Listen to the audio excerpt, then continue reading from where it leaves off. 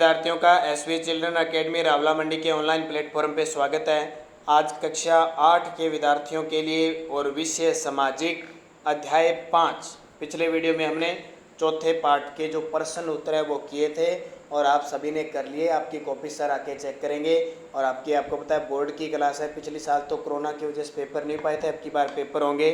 तो जब जनता बगावत करती है 1857 और उसके बाद की बात करेंगे इस पाठ में। कब है जब जनता विद्रोह करती है, कब जब 1857 की क्रांति होती है। देखिए 1857 की क्रांति। नीतियां और लोग। पिछले अध्याय में हमने ईस्ट इंडिया कंपनी की नीतियों और जनता पर उसके प्रभावों के बारे में पढ़ा। इन नीतियों से राजाओं, रानियों, किसानों, जमींदारों, आदिवासियों, सिपाहियों सब पर तरह तरह के असर पड़े। आप यह भी देख चुके हैं कि जो नीतियां और कार्यवाही जनता के हित में नहीं होती या जो उनकी भावनाओं को ठेस पहुंचाती है, उनका लोग किस तरह विरोध करते हैं। नवाबों की छिनती सत्ता, नवाब यानी राजा महाराजा थे, उनकी सत्ता छीनी जा रही थी, अंग्रेज अधिकार करते जा रहे थे। 18वीं सदी के मध्य से राजाओं और नवाबों की ताकत छीनने लगी, उनकी सत्ता और सम्मान दोनों खत्म होते जा रहे थे। बहुत सारे दरबारों में रेजिडेंट तैनात किए गए थे। रेजिडेंट मतलब अंग्रेजों के अधिकारी नियुक्त किए गए थे। स्थानीय शासकों की स्वतंत्रता घटती जा रही थी, उसकी सेनाओं को भंग कर दिया गया था, उनके राजस्व वसूली के अधिकार व इलाके एक एक करके छीने जा रहे थे। बहुत सारे स्थानीय शासकों ने अपने हितों की रक्षा के लिए कंपनी के साथ बातचीत भी की। उदाहरण के लिए झांसी की रानी लक्ष्मीबाई चाहती थी कि कंपनी उनके पति की मृत्यु के बाद उनके गोद लिए हुए बेटे को राजा मान ले। पता है ना, झांसी की रानी लक्ष्मीबाई अपने पुत्र को गोद में लेते हुए, दत्तक पुत्र लिया था उन्होंने, इनके कोई पुत्र नहीं था, यानी दत्तक मतलब गोद लेते हैं ना पुत्र। उसके बाद पेशवा बाजीराव द्वितीय के दत्तक पुत्र नाना साहब ने भी कंपनी से आग्रह किया कि उनके पिता को जो पेंशन मिलती है वह मृत्यु के बाद उन्हें मिलने लगे। अपनी श्रेष्ठता और सैनिक ताकत के नशे में चूर कंपनी ने निवेदकों को ठुकरा दिया। अवध की रियासत अंग्रेजों के कब्जे में जाने वाली आखिरी रियासतों में थी। 1801 में अवध पर एक सहायक संधि सौंपी गई और 1856 में अंग्रेजों ने उसे अपने कब्जे में ले लिया। गवर्नर जनरल डलहौजी ने ऐलान कर दिया कि रियासत का शासन ठीक से नहीं चलाया जा रहा, इसलिए शासन को दुरुस्त करने के लिए ब्रिटिश प्रभुत्व जारी नहीं। अवध पर देख लिया, जो राजा काम कर रहा है वो ढंग से काम नहीं कर रहा और अवध को अंग्रेजों ने अपने साम्राज्य में मिला लिया। कंपनी ने मुगलों के शासन को खत्म करने की भी पूरी योजना बना ली। कंपनी द्वारा जारी किए गए सिक्कों पर से मुगल बादशाह का नाम हटा दिया गया, क्योंकि मुगल थे ना, और सिक्कों पर नाम किसका चलता था? मुगलों का। 1849 में गवर्नर जनरल डलहौजी ने ऐलान किया कि बहादुर शाह की मृत्यु के बाद बहादुर शाह के परिवार को लाल किले से निकाल कर उसे दिल्ली में कहीं और बसाया जाएगा। 1856 में गवर्नर जनरल कैनिंग ने फैसला किया कि बहादुर शाह जफर आखिरी मुगल बादशाह होंगे। उनकी मृत्यु के बाद उनके किसी वंशज को बादशाह नहीं माना जाएगा, उन्हें केवल राजकुमारों में मान्यता दी जाएगी। किसानों और सिपाही। गांव में किसान और जमींदार भारी भरकम लगान और कर वसूली के सख्त तौर तरीकों से परेशान थे। बहुत सारे लोग महाजनों से लिया कर्जा नहीं लौटा पा रहे थे। इसके कारण उनकी पीढ़ियां पुरानी जमीनें हाथ से निकलती जा रही थी। कंपनी के तहत काम करने वाले भारतीय सिपाहियों के असंतोष की अपनी वजह थी। वे अपने वेतन भत्ते और सेवा शर्तों के कारण परेशान थे। कई नए नियम उनकी धार्मिक भावना और आस्थाओं को ठेस पहुंचाते थे। क्या आप जानते हैं कि उस जमाने में बहुत सारे लोग समुद्र पार नहीं जाना चाहते थे। उन्हें लगता था कि समुद्र यात्रा से उनका धर्म और जाति भ्रष्ट हो जाएगी। जब 1824 में सिपाहियों को कंपनी की ओर से लड़ने के लिए समुद्र के रास्ते वर्मा जाने का आदेश दिए। वर्मा क्या है? वर्तमान में जो म्यांमार देश है ना, उसको वर्मा कहते हैं। उन्हें जमीन के रास्ते जाने में एतराज़ नहीं था। सरकार का हुक्म न मानने के कारण उन्हें सख्त सज़ा दी गई। क्योंकि यह मुद्दा अभी ख़त्म नहीं हुआ, इसलिए 1856 में कंपनी को एक नया कानून बनाना पड़ा। इस कानून में साफ कहा गया था कि अगर कोई व्यक्ति कंपनी की सेना में नौकरी करेगा तो ज़रूरत पड़ने पर उसे समुद्र पार भी जाना पड़ सकता है। सिपाही गाँव के हालात से भी परेशान थे। बहुत सारे सिपाही खुद किसान थे, वे अपने परिवार गाँव में छोड़कर आए थे। लिहाजा किसानों का गुस्सा जल्द ही सिपाहियों में फैल गया। सुधारों पर प्रतिक्रिया। अंग्रेजों को लगता था कि भारतीय समाज को सुधारना जरूरी है। सती प्रथा को रोकने और विधवा विवाह को बढ़ावा देने के लिए कानून बनाए गए। सती प्रथा क्या होती है?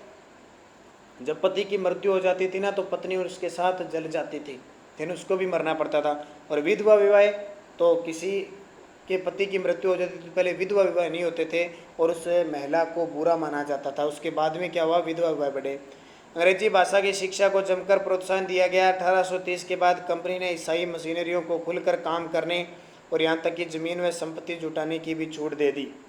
1850 में एक नया कानून बनाया गया जिससे ईसाई धर्म को अपनाना और आसान हो गया। इस कानून में प्रावधान किया गया कि अगर कोई भारतीय व्यक्ति ईसाई धर्म अपनाता है तो भी पुरखों की संपत्ति पर उसका अधिकार पहले जैसे ही रहेगा। यानी इनका टारगेट क्या था? हिंदू धर्म की जगह ईसाई धर्म फैलाना अंग्रेजों का था ना। अंग्रेजों उनका धर्म, उनके सामाजिक रीति रिवाज और परंपरागत जीवन शैली को नष्ट कर रहे हैं। दूसरी तरफ ऐसे भारतीय भी थे जो मौजूदा सामाजिक व्यवस्था में बदलाव चाहते थे। इन सुधारकों और उनके सुधार आंदोलन के बारे में हम अध्याय 8 में पढ़ेंगे।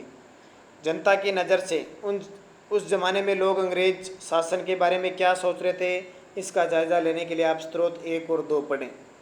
देखो, उत्तर भारत के बाजारों में सिपाही खबरें और अफवाह फैलाते हुए। 84 नियमों की सूची है ये, ठीक है, अलग अलग। जल्दी ही एक टुकड़ी में उत्तेजना छा गई। ये देखिए, ऐसे होते थे विद्रोह। मेरठ में विद्रोही सिपाही अफसरों पर हमला करते हैं और उनके घरों में घुस जाते हैं। देखिए, पढ़ते हैं। जल्दी ही हर टुकड़ी में उत्तेजना छा गई। उस दौर की एक और झलक सूबेदार सीताराम पांडे के संस्मरणों में मिलती है। सीताराम पांडे जो 1812 में बंगाल नेटिव आर्मी में सिपाही के तौर पर भर्ती किए गए, उन्होंने 48 साल तक नौकरी की और 1860 में वे सेवानिवृत्त हुए। उन्होंने बगावत को दबाने में अंग्रेजों की मदद की। हालांकि उनका बेटा भी विद्रोहियों के साथ था और अंग्रेजों ने उसे सीताराम की आंखों के सामने मार डाला था। अपने सेवानिवृत्ति के बाद उनके कमान अफसर नारगेट ने उन्हें अपने स्मरण लिखने के लिए प्रेरित किया। सीताराम ने 1861 में अवधी भाषा में अपने संस्मरण लिखे, जिनका नारगेट ने अंग्रेजी में अनुवाद किया और फ्रॉम सिपाही टू सूबेदार, सिपाही से सूबेदार तक के नाम से प्रकाशित करवाया। सीताराम पांडे के स्मरणों का एक अंग इस प्रकार है। मेरा मानना है कि अवध पर हुए कब्जे से सिपाहियों के भीतर गहरा विश्वास भर गया था। वे सरकार के खिलाफ साजिश रचने लगे। अवध के नवाब और दिल्ली बादशाह नुमाइंदों को सेना की नबज जाने के लिए पूरे भारत में भेज दिया गया। उन्होंने सिपाहियों की अफवाह को हवा दी। उन्होंने सिपाहियों को बताया कि विदेशियों ने बादशाह के साथ कितना बड़ा धोखा किया है। उन्होंने हजार झूठ गढ़ डाले और सिपाहियों को अपने मालिकों अंग्रेजों के खिलाफ बगावत करने के लिए उकसाया ताकि दिल्ली में बादशाह को दोबारा गद्दी पर बिठाया जा सके। उनकी दलील थी कि अगर सिपाही मिलकर काम करें तो उन सुझावों पर अमल करें तो सेना कर सकती है। चित्र देख लिया आपने, ऐसे लड़ाई करते थे। संयोग से इसी समय सरकार ने हर एक रेजिमेंट के कुछ लोगों को नई राइफल के इस्तेमाल का तरीका बताने के लिए अलग अलग छावनियों में भेजा। इन लोगों ने कुछ समय तक सिपाहियों को प्रशिक्षण दिया। इस दौरान न जाने कहां से खबर फैल गई कि राइफलों में इस्तेमाल करने वाले कारतूसों पर गाय और सूअर की चर्बी का लेप चढ़ाया जाता था। ठीक है, अंग्रेजों के समय जो कारतूस प्रयोग करते थे ना, कारतूस, राइफलों में कारतूस, उस पर सूअर की और गाय की चर्बी होती थी। अब गाय का मांस हिंदू नहीं खाते और सूअर का मांस मुसलमान नहीं खाते। हमारी रेजिमेंट के लोग दूसरे लोगों को लिखकर ये खबर भेजने लगे और जल्द ही हर एक रेजिमेंट में उत्तेजना का माहौल बन गया। कुछ लोगों ने कहा कि उनकी 40 साल की नौकरी में सरकार ने उनके मजहब को चोट पहुंचाने के लिए अभी कुछ नहीं किया। लेकिन जैसे ही मैंने पहले ही जिक्र किया, अवध पर कब्जे के कारण सिपाही पहले ही गुस्से में थे। स्वार्थी लोगों ने फौरन यह कहानी गढ़ दी कि अंग्रेज तो सबको ईसाई बनाना चाहते हैं, इसलिए उन्होंने ऐसे कारतूस तैयार किए ताकि उन्हें इस्तेमाल करने से मुसलमान और हिंदू दोनों धर्म भ्रष्ट हो जाएं।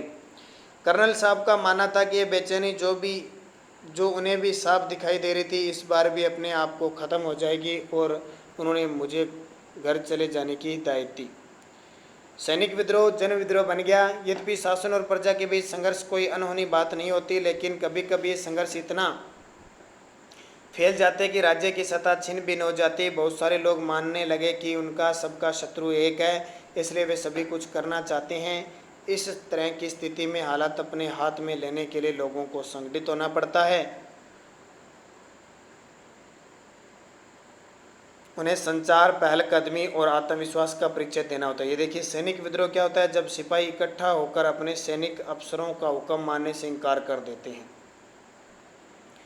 भारत के उत्तरी भागों में 1857 में ऐसी स्थिति पैदा हो गई। फतेह और शासन के 100 साल बाद ईस्ट इंडिया कंपनी को एक भारी विद्रोह से जूझना पड़ रहा था। मई 1857 में शुरू हुए इस बगावत ने भारत में कंपनी का अस्तित्व ही खतरे में डाल दिया।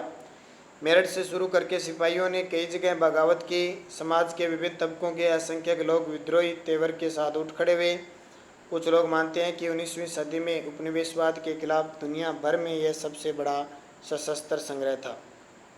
ये देखिए, कैवेलरी लाइनों में युद्ध, कैवेलरी जहाँ घोड़े होते हैं ना, घुड़सवार, वहाँ युद्ध हुए इस तरह।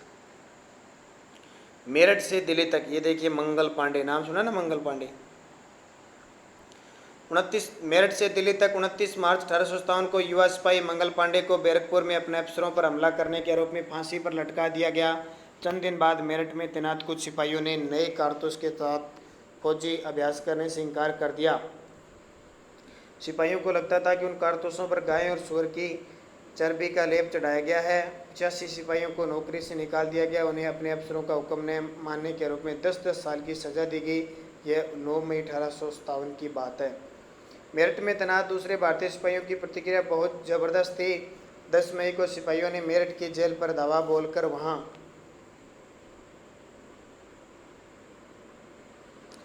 बंद सिपाहियों को आज़ाद करा लिया। उन्होंने अंग्रेज अफसरों पर हमला करके उन्हें मार गिराया। उन्होंने बंदूक और हथियार कब्जे में ले लिए और अंग्रेजों की इमारतों और संपत्तियों को आग के हवाले कर दिया। उन्होंने फिरंगियों के खिलाफ, फिरंगी कौन होते हैं? अंग्रेजी विदेशी, खिलाफ युद्ध का ऐलान कर दिया। सिपाही पूरे देश में अंग्रेजों के शासन को ख़त्म करने पर आमद थे, लेकिन सवाल ये था कि अंग्रेजों के जाने के बाद देश का शासन कौन चलाएगा। सिपाहियों ने इसका भी जवाब ढूंढ लिया। वे मुगल सम्राट बहादुर शाह जफर को देश का शासन सौंपना चाहते थे। मेरठ के कुछ सिपाहियों की एक टोली 10 मई की रात को घोड़े पर सवार होकर मुंह अंधेरे दिल्ली पहुंच गई। ऐसे उनके आने की खबर फैली। दिल्ली में तैनात टुकड़ियों ने भी बगावत कर दी। यहाँ भी अंग्रेज अफसर मारे गए। 83 सिपाहियों ने हथियार व गोला बारूद कब्जे में ले लिया और इमारतों को आग लगा दी। विजय सिपाही लाल किले की दीवारों के आसपास जमा हो गए। वे बादशाह से मिलना चाहते थे।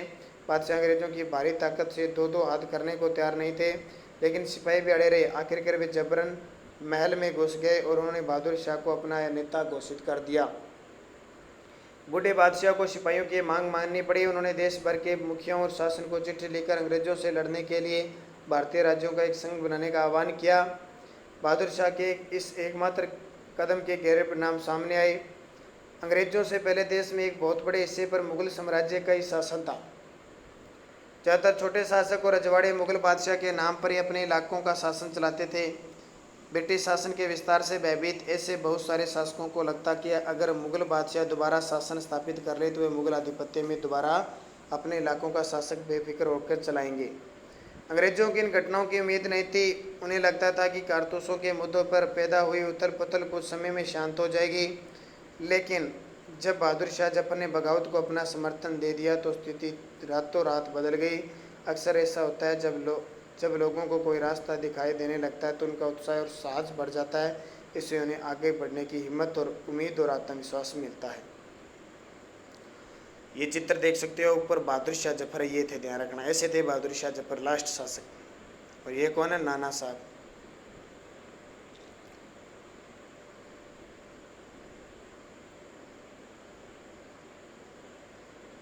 तो ये बाकी अपना पाठ हो जाएगा कल, ठीक है, इतना रह गया, ये पूरा हम कल कर लेंगे। तो आज 1857 की क्रांति के बारे में हमने पढ़ा।